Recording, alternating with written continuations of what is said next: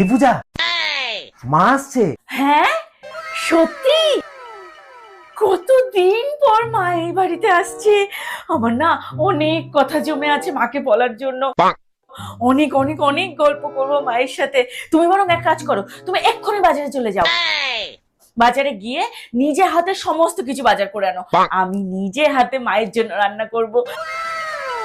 কতদিন পর মাকে নিজের হাতে রান্না করে খাওয়াবো, বলো বলো।